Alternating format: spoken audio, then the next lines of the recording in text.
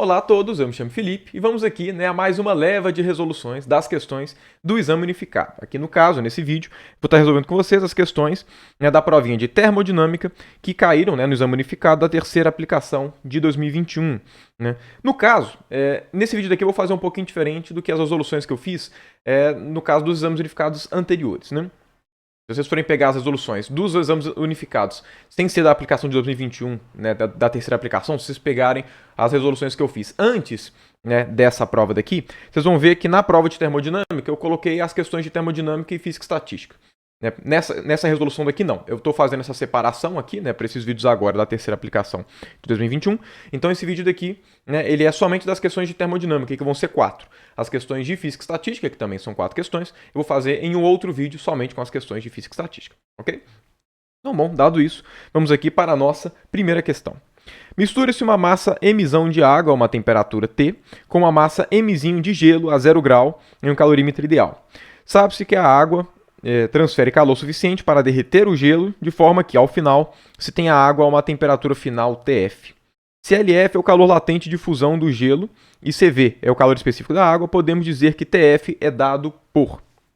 Bom, se a gente sabe que a temperatura final TF é tal que a forma final da nossa mistura vai ser água líquida, basicamente o que a gente faz? A gente vai somar exatamente aqui os calores sensíveis e os calores latentes envolvidos nas transformações, levando em conta que a temperatura final é exatamente essa temperatura TF. Como é que a gente faz isso? Bom, inicialmente, olha só, primeira parte, a gente tem uma massa Mzão de água a uma temperatura T. A temperatura final vai ser TF.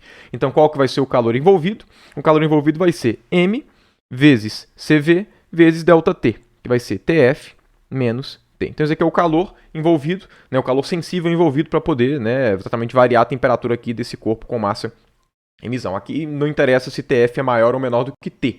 Nesse caso aqui vai ser menor, mas aqui não interessa. Essa aqui é a variação da temperatura. Agora, agora a parte envolvendo essa massa Mzinho.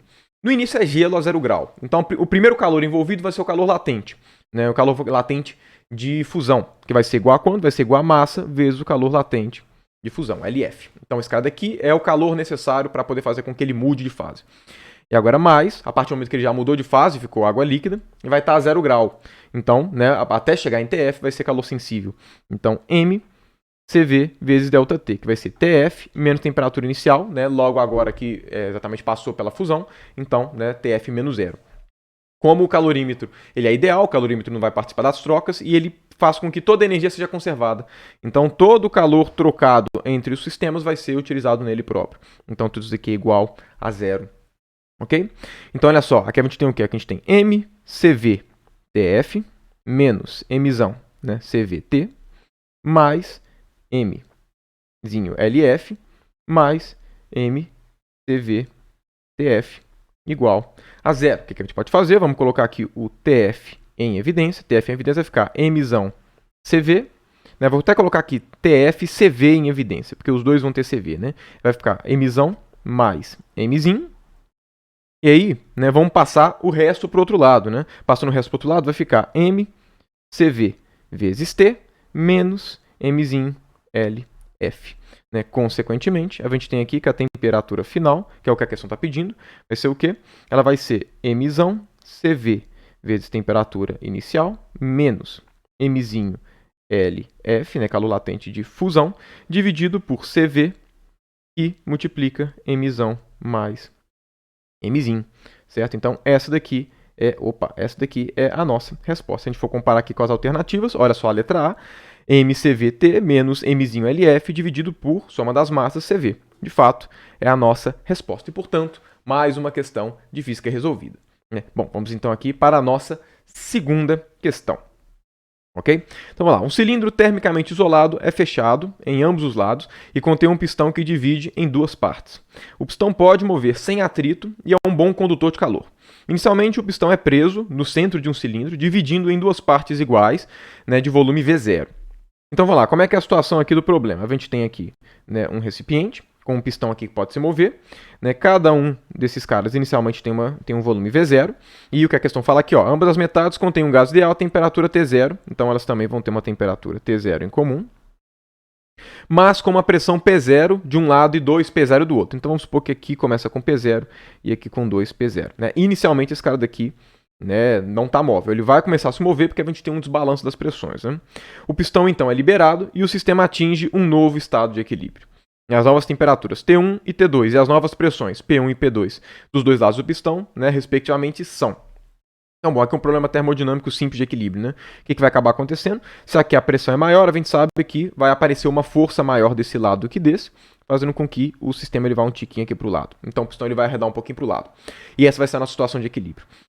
Bom, aqui a gente tem uma situação que, né, o pistão permite troca de calor e mobilidade. Então, o equilíbrio ele é dado por duas condições. Então, vamos supor que esse aqui é o nosso sistema 1 e esse aqui é o nosso sistema 2.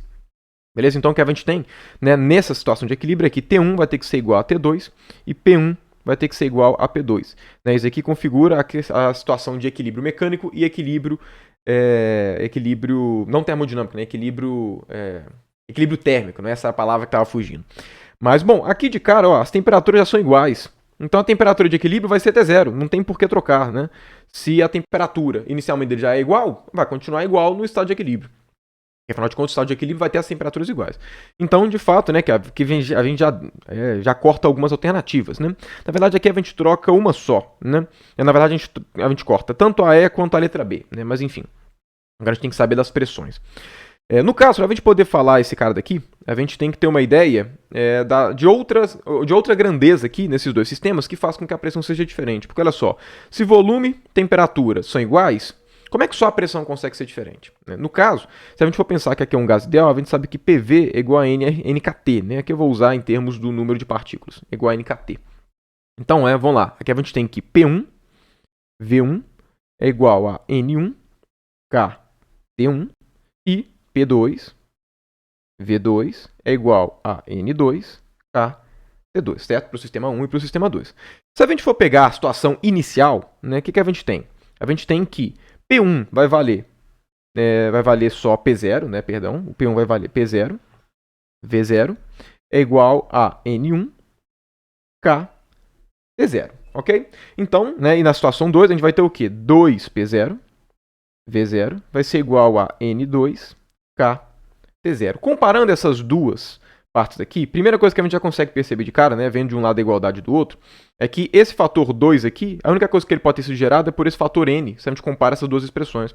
Então isso aqui significa o quê? Significa que N2 é igual a 2 vezes N1, certo? O fato do 2 aqui ter uma pressão inicialmente 2 vezes maior é porque ele tem o dobro de partículas. Certo? Então, por isso que a pressão era diferente. Então, a gente vai precisar dessa condição daqui para poder responder o nosso problema. Então, olha só, né? O sistema vai começar a se movimentar, né? Porque as pressões vão ser iguais. Essas daqui, né, no final, essa daqui vai ter que ser a condição que a gente vai utilizar. Agora, quem que não vai variar?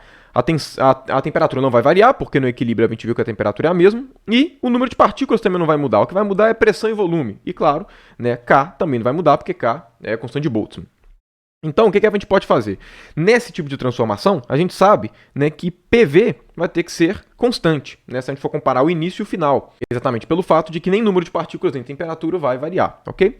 Então, olha só, se a gente leva em conta aqui, né, se a gente compara a situação inicial e situação final, o que a gente vai ter? A gente vai ter P2, V2, tem que ser igual a 2P0, V0. Da mesma forma, o mesmo vai ser válido para o sistema 1. P1, V1 vai ter que ser constante. Então, se no início P1, V1 era P0, V0, ele vai ter que continuar P0, V0. Então, P0, V0. Juntando esses dois caras aqui, o que a gente vai ter?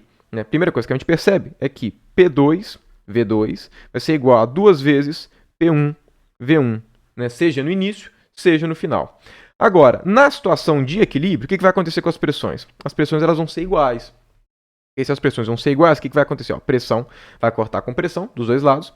Então a gente chega aqui, V2 vai ter que ser igual a 2 vezes V1. Né? Então o volume do 2 vai ser o dobro.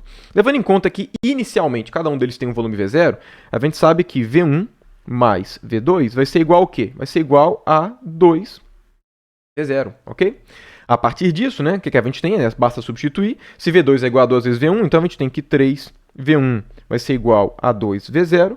E por conta disso, V1, após o equilíbrio, né, o sistema 1 vai ter um volume 2/3 de V0, e por conta disso, né, V2 vai ter um volume, o dobro, né, que vai ser 4/3 de V0. Então, essa daqui é a relação dos volumes, né? Porém, a questão está perguntando o quê? Está perguntando relação das pressões P1 e P2. Né? P1 e P2 vão ser iguais.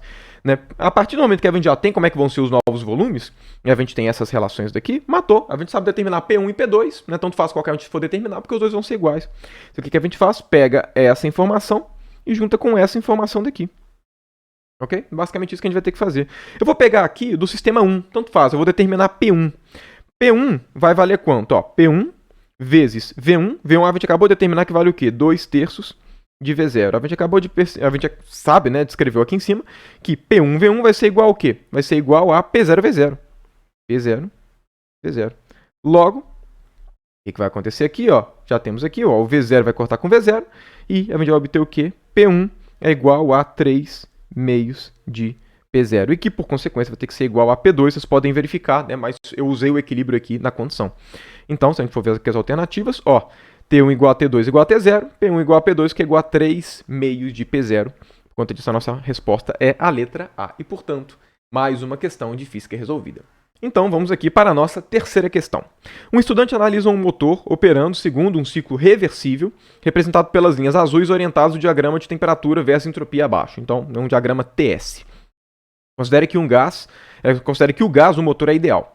A ideia do estudante é, então, comparar o rendimento eta desse ciclo com o rendimento eta do ciclo de Carnot, né, funcionando entre duas fontes às mesmas temperaturas T0 e 2T0. Sendo assim, ele concluirá que... Então vamos lá, que tipo de informação a gente consegue tirar desse gráfico daqui, do diagrama TS? Se fosse um diagrama PV, eu acho que todo mundo, né, já teria de cara que a área desse cara vai conter informação para a gente. Se a gente tem um diagrama PV, a gente sabe que a área desse cara vai passar para a gente exatamente o trabalho, certo? Ou seja, o trabalho ele é integral de P dV. Então perceba, a área desse cara, ele tem informação com o quê? Tem informação do eixo X, do eixo Y, perdão, né, do eixo vertical, junto com o eixo horizontal infinitesimal, que faz sentido mesmo, né? É exatamente a definição que a gente tem para poder fazer a área de gráfico, em termos, né, de picotar essa área em muitos pedaços infinitesimais e por aí vai. Então a gente faz o mesmo raciocínio aqui para o diagrama TS, né? Como é que a gente teria? A gente teria que a área aqui debaixo do gráfico, ela teria uma interpretação do quê? Ela teria uma interpretação de integral do eixo vertical vezes o eixo horizontal na infinitesimal. TdS é por definição o quê? dQ. É por definição dQ, porque está falando de um ciclo reversível. Se é reversível, né, a gente tem que dQ é igual a TdS. Ok? Relação básica de ciclo reversível. Então, né, significa que a área debaixo desse diagrama, né, desse gráfico aqui do diagrama TS, vai passar para a gente o calor envolvido. Certo? Então, olha só, essa parte daqui, né, se a gente for pegar essa área toda aqui, né, que a gente tem uma temperatura, né, constante, mas com a entropia aumentando, a gente tem o calor da fonte quente. Então, a gente pega essa parte daqui, a gente tem o calor da fonte fria. A partir disso, a gente já sabe falar de rendimento. Certo? Como é que a gente vai fazer essa questão, então? Bom, primeiro a gente tem que pegar o rendimento dessa máquina. Né? O rendimento dela vai ser o quê? Vai ser trabalho dividido pelo calor da fonte quente. Né? Esse cara daqui é igual ao quê? Calor da fonte quente menos calor da fonte fria, dividido pelo calor da fonte quente. Calor da fonte quente menos calor da fonte fria é exatamente essa áreazinha daqui, ó. É exatamente o que tem a mais da fonte quente que não tem na fonte fria. Essa área daqui é a área de um triangulinho, certo? Que vai ter o quê, ó? Ele tem como base, né, S2 menos S1, então S2 menos S1, então base, vezes a altura, que vai ser T0, dividido por 2. Esse cara daqui vai ser o nosso QH menos QF. E o nosso QH vai ser o quê? Vai ser esse cara daqui, né, base, vezes a altura toda desse retângulo, que vai ser 2T0. Então, dividido, né, então aqui, ó, dividido por, aqui vai ser S2 menos S1, base, vezes a altura. A altura aqui vai ser 2T0, ok? Fazer esse cara dividir um dividido pelo outro é a mesma coisa que multiplicar pelo inverso, né? Então aqui vai ter, multiplica, né? Que vai ter 2T0, S2 menos S1. Nessa a gente faz essa continha daqui, ó, S2 menos S1 vai cortar, T0 vai cortar, né? Vai ficar meio com meio. Então a gente acabou de ver que o rendimento aqui dessa máquina vale quanto? Vale 1/4, ok? Rendimento desse nosso ciclozinho daqui. Bom, quanto é que vale o rendimento do ciclo de Carnot? Rendimento do ciclo de Carnot. Rendimento do ciclo de Carnot. Ele vai ser o quê? Vai ser 1 menos temperatura da fonte quente dividido pela temperatura da fonte fria. Na verdade, o contrário, né? Temperatura da fonte fria dividido pela temperatura da fonte quente. Temperatura da fonte fria, T0 da fonte quente, 2T0. né? Esse cara daqui vai cortar, vai ficar 1 menos meio, que é igual ao quê? Igual a meio. Né? Então ele está pedindo o quê? Ele está pedindo a relação entre eta e o eta do Carnot. Né? Se vocês forem pegar, olha só, o nosso eta ele é 1/4. Então ele é o eta do Carnot dividido por 2. E, portanto, essa é a nossa resposta aqui da questão. Se a gente for comparar com as alternativas, é exatamente aqui a nossa letra A. O ciclo é metade, o rendimento é metade do ciclo de Carnot. E, portanto, mais uma questão de física resolvida. Então, bom, vamos aqui para a nossa quarta e última questão da provinha de termodinâmica. As de física e estatística vão vir em um vídeo separado. Considere 3 porções diferentes de um mesmo líquido, as 3 com a mesma massa, m, mas com temperaturas diferentes, T, 2T e 3T. As 3 porções são misturadas e a mistura é mantida termicamente isolada. O calor específico do líquido é constante dado por CV. O sistema atinge o equilíbrio. A variação de entropia nesse processo é dada por. Então, bom, aqui é o seguinte. Analisando essas temperaturas, eu acho que ninguém deva ter dificuldade para perceber que 2T vai ser a temperatura de equilíbrio. Né? Vai exatamente a média desses caras, levando em conta que todo mundo tem a mesma massa. Para você isso não é evidente, é só fazer o seguinte. O sistema ele é termicamente isolado. Né? Então, o que a gente faz? A soma do calor envolvido em cada um deles tem que ser igual a zero. Então, mCV vezes ΔT do primeiro. ΔT vai ser o quê? Vai ser TF menos T, mais mCV ΔT do segundo, que vai ser TF menos 2T, que é a temperatura dele, mais mCV ΔT, que vai ser o quê? TF menos 3T, que é a temperatura inicial. Todo esse cara daqui tem que ser igual a zero. Né? Olha só, aqui vai formar o quê? Ó? Vai formar 3 mCV vezes TF, né, que vai ter uma parcela em cada um desses caras, e que vai ficar o quê? Olha, mCV, cada um deles vai ter um mCVT com um fator diferente. Aqui vai ter fator 1, fator 2, fator 3. Se você soma cada um desses caras, vai dar fator 6. Vai ficar menos mCV, né, 6 mCVT. Tudo isso daqui é igual a zero. Né? Agora, né, é simples. mCV corta. O que a gente vai obter aqui é que TF é igual a 6 terços de T, ou seja, é igual a 2T. Então aqui é bem direto, ok? Então a gente tem que pegar exatamente a variação de entropia. A variação de entropia aqui vai ser gerada pelo quê? Porque no processo de troca de calor vai ter tido troca de calor. Né? E a gente sabe que a variação da entropia ela vai ser o quê? Ela vai ser integral de dQ sobre T, né? Do início até o final, por definição de variação de entropia mesmo, né? A partir daquela fração que aparece na desigualdade de Clausius. No caso, percebam, só essa primeira parcela e essa segunda parcela que vai ter variado a temperatura. Então só vai ter variação de entropia para esses dois. Né? O 2T, como ele não vai variar a temperatura, não vai ter variação de entropia.